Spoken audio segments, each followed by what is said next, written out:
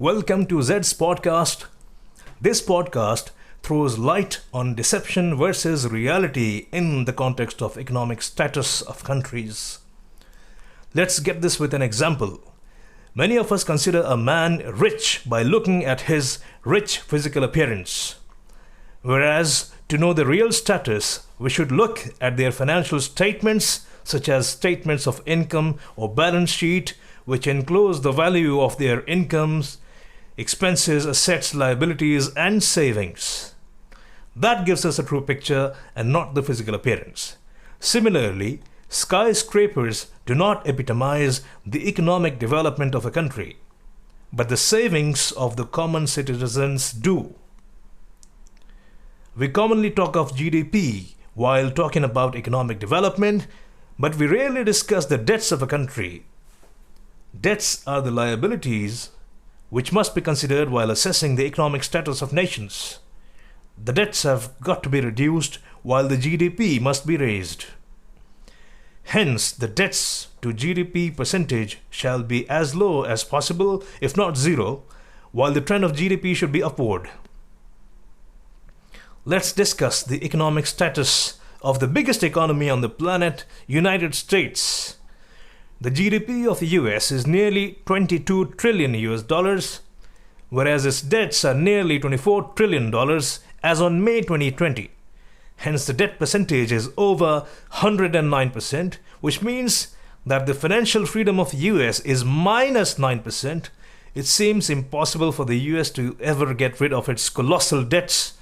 US has a very lethal economic condition which many fear may soon collapse, God forbid. Next is Qatar, which is currently said to be the richest country on the planet. GDP 187.4 billion US dollars, debts nearly $93.6 billion as on March 2020. Debt percentage for Qatar is 49.9%. Financial freedom, 50.1%. Not a very healthy economy, but still has the chances to repay the debts in the future if their government focuses on reducing them. Next is India. They call it a third world country. GDP of India is nearly 3 trillion US dollars. Debt, 2.1 trillion US dollars as on March 2020. Debt percentage, 65.6%. Financial freedom, 34.4%. Hence, India has a better economy than the US. However, the economic status is clearly not healthy. This is the GDP trend of India.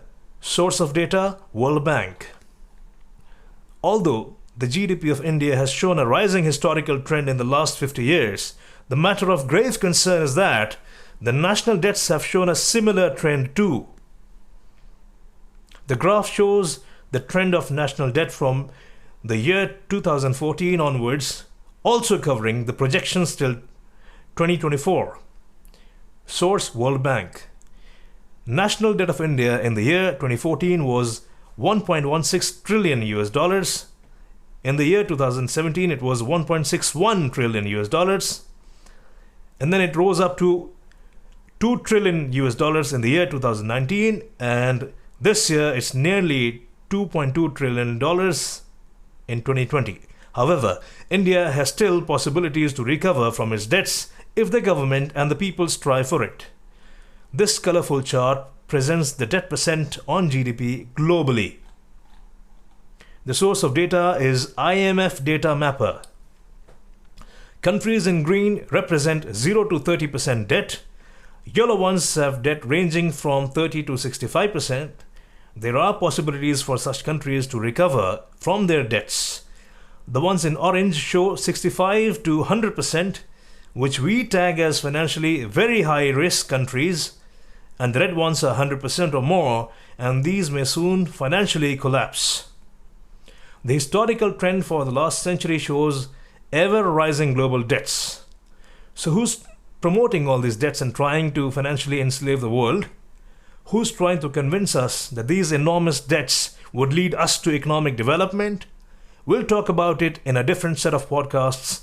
Thank you for listening. Feel free to type your feedbacks or questions in the comment box. Signing off for now. Goodbye.